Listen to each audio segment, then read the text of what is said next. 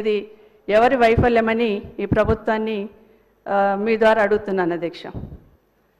అసలు ముఖ్యమంత్రి గారే స్వయంగా చూస్తున్న విద్యాశాఖకి సెంట్రల్ గవర్నమెంట్ సంబంధించిన పథకాలకి నిధులు జమ చేయకపోతే వైఫల్యం ఎవరిదనేది ఖచ్చితంగా ప్రశ్నించుకోవాల్సిన అవసరం ఉందని మీ ద్వారా తెలియజేస్తున్నాను అధ్యక్ష.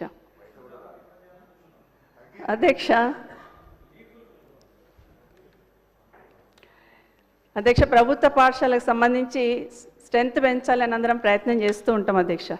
దానికి అన్ని రకాలుగా కూడా ఆలోచిస్తూ ఉంటాం. ఎందుకు రావట్లేదు ప్రభుత్వ పాఠశాలకు, ఏ రకమైన చర్యలు తీసుకోవాలి, ఏ విధంగా పెంచడానికి అవకాశం ఉంటుందని ఆలోచిస్తూ ఉంటుంది అధ్యక్ష ప్రభుత్వంలో ఎవరమైనా కూడా. ఇంతకుముందు గౌరవ శాసనసభ్యులు సాంబశివరావు గారు మాట్లాడినట్టు అధ్యక్ష, ఇంగ్లీష్ మీడియం గురించి పెడుతున్నప్పుడు ఎందుకు తగ్గుతున్నారు గవర్నమెంట్ స్కూల్స్కి రావడానికి అని అడిగినప్పుడు మాట్లాడుతున్న సందర్భంలో చాలామంది చిన్న చిన్న ఉద్యోగాలు చిన్న చిన్న పనులు చేసుకుంటున్న లేబర్ వాళ్ళు కూడా వాళ్ళు చెప్పి ఆ సోదరులు చెప్పింది ఏంటంటే సమాజంలో ఇంగ్లీష్ మీడియం కంపల్సరీ కాబట్టి ఇంగ్లీష్ మీడియం ఉంటుందని మేము ప్రైవేట్ స్కూల్స్కి వెళ్తున్నామని చెప్తా ఉన్న సందర్భంలో ఆ రోజు కేసీఆర్ గారు మనం కూడా ఖచ్చితంగా ప్రయత్నం చేయాలి, మన దగ్గర ఉన్న ఉపాధ్యాయులు ఏం తక్కువలు కాదు, వాళ్ళకు ఖచ్చితంగా చెప్పగలుగుతారు, వాళ్ళకు కొంత ట్రైన్ చేస్తే సరిపోతుందన్న ఉద్దేశంతో ఇంగ్లీష్ మీడియం స్కూల్ స్టార్ట్ చేయాలని అంచెల వారీగా చేయాలని ప్రయత్నం చేసినాం అధ్యక్ష. ఆ రోజు ఒకేసారి తెలుగు మీడియం పిల్లలు ఇంగ్లీష్ మీడియం చదవాలంటే కష్టం కాబట్టి వాళ్ళకు బుక్స్ కూడా ఇవ్వడం కానీ మిగతా కూడా అన్ని రకాలుగా అందించే ప్రయత్నం చేసిన సందర్భంలో టీచర్స్ అందరూ కూడా అధ్యక్ష ఇంగ్లీష్ మీడియం ప్రవేశపెడుతున్నాము గవర్నమెంట్ స్కూల్స్లలో అంటే పిల్లలకన్నా ఎక్కువ టీచర్స్ సంతోషపడ్డారు అధ్యక్ష. పిల్లలు ఏ విధంగా అయితే వెళ్ళి చదువుకుంటారో ఆ విధంగా వాళ్ళు కూడా వెళ్ళి ట్రైనింగ్ తీసుకున్నారు అధ్యక్ష. నిజంగా తెలంగాణ టీచర్స్ అందరిని కూడా అభినందిస్తున్నాను అధ్యక్ష, ఆ విధంగా వాళ్ళు చొరవ తీసుకున్నందుకు. అయితే ఈరోజు 10th వరకు కూడా దానికి మెల్లమెల్లగా అప్గ్రేడ్ చేసుకుంటూ పోయినాం అధ్యక్ష. అదే కాకుండా ఎన్నో రకాల చర్యలు తీసుకుంటేనే స్కూల్స్లలో స్ట్రెంత్ పెరగడానికి అవకాశం ఉంటుంది అధ్యక్ష. ఒకటి మాత్రం స్కూల్లో స్ట్రెంత్ తగ్గుతున్నప్పుడు గతంలో ప్రభుత్వము అధికారంలోకి రాకముందు బీఆర్ఎస్ పార్టీ అధికారంలో ఉన్నప్పుడు ఏం చెప్పారంటే అధ్యక్ష, అసలు గవర్నమెంట్ స్కూల్స్ అన్ని క్లోజ్ అయిపోతూ ఉన్నాయి, దాదాపుగా 600 స్కూల్స్ క్లోజ్ అయినాయి అని ఒక నెపం నెట్టేశారు అధ్యక్ష. కానీ ఈరోజు అధ్యక్ష ఈ ప్రభుత్వం హయాంలో నేను చెప్తున్నాను అధ్యక్ష, దాదాపుగా 1913 స్కూల్స్ జీరో ఎన్రోల్మెంట్ అని క్లోజ్ చేశారు అధ్యక్ష.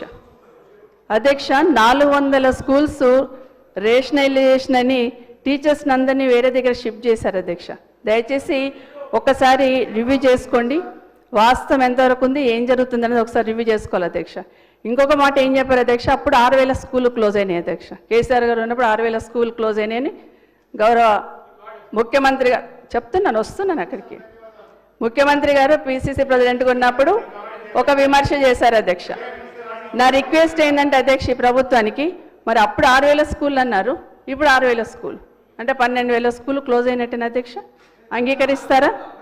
అంగీకరిస్తారా మీరు? నేనేమంటున్నంటే ఈ స్కూల్స్ ఏవైతే ఉన్నాయో మీరు మాట్లాడినప్పుడు ఒక్క మాట మాట్లాడలేదండి. మేము తప్పు మాట్లాడితే మీరు సెట్ చేయండి. ఒకవేళ నిజంగానే మనమందరం కూడా సర్దుకోవాలి కదా, నిజంగానే క్లోజ్ అయి ఉంటే ఎక్కడ క్లోజ్ అయినా వెరిఫై చేసుకోవాలి కదా మనము. గతంలో క్లోజ్ అయిన 6000 స్కూళ్ళు ప్రభుత్వంలోకి రాగానే మేము స్టార్ట్ చేస్తామన్నారు. ఎన్ని స్కూళ్ళు స్టార్ట్ చేశారు అధ్యక్ష? గతంలో క్లోజ్ అయిన 6000 స్కూల్స్లలో ఏ ఊర్లో క్లోజ్ అయిందనేది రిపోర్ట్ ఉంటుంది కదా అధ్యక్ష. ఎన్ని స్కూల్స్ మనం స్టార్ట్ చేశారు మీరు ఈ ప్రభుత్వం వచ్చిన తర్వాత? గతంలో క్లోజ్ అయిన స్కూల్స్ ఎన్ని స్టార్ట్ చేశారు? లాస్ట్ టైం కూడా అడిగాను అధ్యక్ష, లాస్ట్ అసెంబ్లీలో సమాధానం రాలేదు. కనీసం ఇప్పుడైనా సమాధానం ఇవ్వండి, ఎన్ని స్కూళ్ళు స్టార్ట్ చేశారు? మరి ఇప్పుడు 1913 స్కూళ్ళు క్లోజ్ అయినాయి, పూర్తిగా క్లోజ్ చేశారు అధ్యక్ష, జీరో ఎన్రోల్మెంట్ అని. మళ్ళీ ఒక 4000 స్కూల్స్ కూడా 10 లోపల పిల్లలు ఉన్నారని అడ్జస్ట్ చేసే ప్రయత్నం చేస్తున్నారు అధ్యక్ష. దీనికి సంబంధించి సమాధానం ఇవ్వాలని కోరుతా ఉన్నాను అధ్యక్ష. ప్రతి గ్రామ పంచాయతీలో ఒక స్కూల్ కంపల్సరీ ఉండాలని చెప్పారు అధ్యక్ష. ఖచ్చితంగా ఉండాలి అని గతంలో ఈ ప్రభుత్వం అధికారంలో రాకముందు హామీ ఇచ్చారు, ఆ విధంగా చేస్తామని చెప్పారు అధ్యక్ష. కానీ అధ్యక్ష ఈరోజు రిపోర్ట్ తీసుకుంటే అధ్యక్ష 257 గ్రామ పంచాయతీలలో స్కూళ్ళు లేవు అధ్యక్ష. దయచేసి రిపోర్ట్ తెప్పించుకోండి. 257 గ్రామ పంచాయతీలలో ఎందుకు లేవనేది దయచేసి రిపోర్ట్ తెప్పించుకొని చర్యలు తీసుకోవాలని ఈ ప్రభుత్వాన్ని కోరుతా ఉన్నాను అధ్యక్ష. ఇంకోటి అధ్యక్ష, గత ప్రభుత్వం ఏదో మొత్తం విధ్వంసం చేసింది, గత ప్రభుత్వం అసలు ఏది పట్టించుకోలేదని మాట్లాడారు అధ్యక్ష. సరే మీరు వచ్చారు, బాగా పట్టించుకుంటున్నారు, బాగా విద్యా కమిషన్ వేశారు, ముఖ్యమంత్రి గారే తన దగ్గర పెట్టుకున్నారు. మరి స్ట్రెంత్ ఎందుకు తగ్గింది అధ్యక్ష? ఈరోజు గవర్నమెంట్ స్కూళ్ళలో తగిన స్ట్రెంత్ ఎంతో తెలుసా అధ్యక్ష? 3,60,000 విద్యార్థులు. అరే తగ్గింది చెప్తున్నానండి సార్. అధ్యక్ష, నేను వారు కూడా సీనియర్ మంత్రిగా కూడా చేశారు అధ్యక్ష. మేమేమంటలేము అధ్యక్ష. We would like to set right. ఈరోజు విద్యా వైద్యం మా ప్రధాన ధ్యేయం అధ్యక్ష. దాంట్లో భాగంగానే మీరు మంచి సజెషన్స్ ఇవ్వండి అధ్యక్ష. కుప్ప కూలిపోయిన 10 సంవత్సరాల విద్యా వ్యవస్థను సరిచేయడానికి సమయం పడుతుంది అధ్యక్ష. ఈ సంవత్సరం 79 పాఠశాలలను తిరిగి ప్రారంభోత్సవం చేయటం జరిగింది. నేను ఇక్కడ మా పెద్దలు కడియం శ్రీహరి గారు విద్యాశాఖ మంత్రిగా ఉండే అధ్యక్ష. మేము చూసాం పేపర్లో కూడా. అప్పుడు ఒక్కసారి వారు ఎన్ని మార్లు కోరినా ఒక్కసారి కూడా అప్పుడున్న ముఖ్యమంత్రి గారు దానిపైన సమీక్ష చేయలే. అదే అధ్యక్ష, వారు అనేక సందర్భాల్లో ప్రయత్నం చేసినప్పటికీ చేయకుండా ఏం చేస్తారు? ఈరోజు విద్యాశాఖకు సంబంధించి మేము చెప్తా ఉన్నాం అధ్యక్ష. ఎన్ని స్కూల్స్ ఓపెన్ చేశారని అడిగారు మేడం. 79 స్కూల్స్ను ఓపెన్ చేసినాం. ఆ విద్యాశాఖకు సంబంధించి నేను పెద్దలు హరీష్ రావు గారిని కూడా కోరుతా ఉన్నాను అధ్యక్ష. ఈరోజు నేను చెప్తా ఉన్నాం అధ్యక్ష, విద్యాశాఖకు సంబంధించి స్కూల్స్ ఓపెన్ చేయాలి. ఏ విధంగా ఓపెన్ చేయాలి అధ్యక్ష? పాఠశాలలో ఆనాడు ప్రభుత్వం అనుసరించిన వ్యూహమో పథకమో మొత్తం స్కూళ్ళన్నీ బంద్ చేయాలనే ఆలోచనతోనే ఒక్క టీచర్ను డిఎస్సి ద్వారా నియామకం చేయకుండా ఉంటే స్కూల్స్ అన్ని కూడా బంద్ కావడం జరిగింది అధ్యక్ష. ఈరోజు మేము డిఎస్సి పెట్టి 11,000 పైచిలకు విద్యార్థుల టీచర్స్ను ఎంప్లాయ్మెంట్ చేస్తే ఈరోజు నేను చెప్తా ఉన్నాం అధ్యక్ష. ఈ విధమైన ప్రయత్నం జరుగుతూ ఉన్నప్పుడు మేడం గారు మరి రికార్డు స్ట్రైట్గా ఉండాలని చెప్పాము అధ్యక్ష. మీరు మంచి సూచనలు ఇవ్వండి. Over a period of time విద్యకు సంబంధించి అధ్యక్ష, విద్యార్థులు ఎందుకు తక్కువైనారంటే ఒక్క సంవత్సరంలోనే మేము ఇచ్చే ట్రస్ట్, మేము ఇచ్చే వాల్యూ ప్రపోజిషన్, ఈరోజు విద్యకు సంబంధించి ప్రభుత్వం పూర్తి స్థాయిలో కేంద్రీకరించి పనిచేస్తుందని ఒక నమ్మకం కుదిరిచ్చే కార్యక్రమం మీరు చేయలేకపోయిన కనుక ఇప్పటి వరకు కూడా విద్యార్థులు అందరూ వెళ్ళిపోతా ఉన్నారు అధ్యక్ష. మేము చేస్తూ ఉన్నాం కనుక విద్యార్థులు మళ్ళా తిరిగి ప్రభుత్వ పాఠశాలలో తిరిగి రావడానికి అవకాశం ఇచ్చే విధంగా వ్యవస్థను తయారు చేస్తూ ఉన్నాం అధ్యక్ష. ఆ వ్యవస్థలో కొన్ని ఒడిదుడుకులు ఉన్నాయి, సిస్టమ్ ఫెయిలియర్స్ ఉన్నాయి. అవన్నిటిని ఏ విధంగా సవరించాలో చెప్పాలా. కానీ ఈరోజు వారు ఏం చెప్తా ఉన్నారు? ఒక సందర్భంలో చెప్పిండ్రు సెంట్రల్ గవర్నమెంట్కి సంబంధించిన నిధులు మనకు తక్కువగా వస్తున్నాయని. ఈ సార్ ఆ పాలసీ ప్రతి రాష్ట్రానికి సంబంధించి ప్రోరేటా ప్రకారం కేంద్ర ప్రభుత్వం తీసుకున్న నిర్ణయానికి అనుగుణంగానే నిధులు వస్తూ ఉన్నాయి. గత సంవత్సరం మనం ఏదో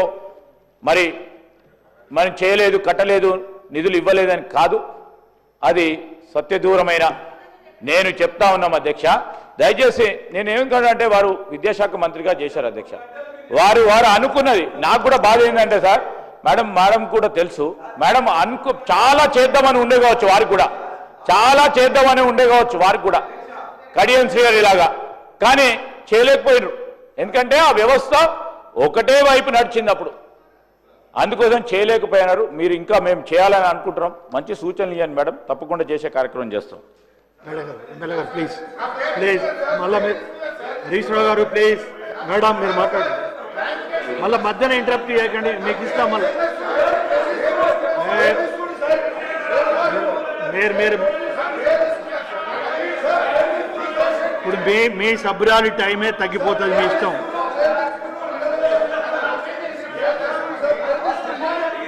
పోయిన గవర్నమెంట్లో బాధ్యతలు ఉన్న వాళ్ళ గురించి తీస్తారు. కూర్చోండి ప్లీజ్, సూటిగా చెప్పండి ఒకటే మాట. గౌరవనీయులు శ్రీధర్ బాబు గారు నా పేరు తీసుకొని ప్రస్తావించేది కనుక సభ రికార్డును సెటరైట్ చేయాలని చెప్పి నా ఉద్దేశం అధ్యక్ష.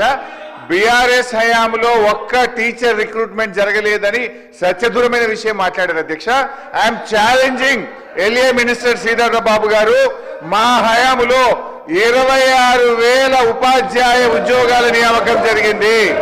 8,000 పబ్లిక్ సర్వీస్ కమిషన్ ద్వారా చేశాం.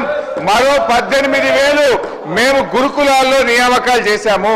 26,000 ఉపాధ్యాయుల నియామకం జరిగితే ఒక్కటి జరగలేదని చెప్పి ఇవాళ శ్రీధర్ బాబు గారు మాట్లాడడం చాలా పొరపాటు సార్.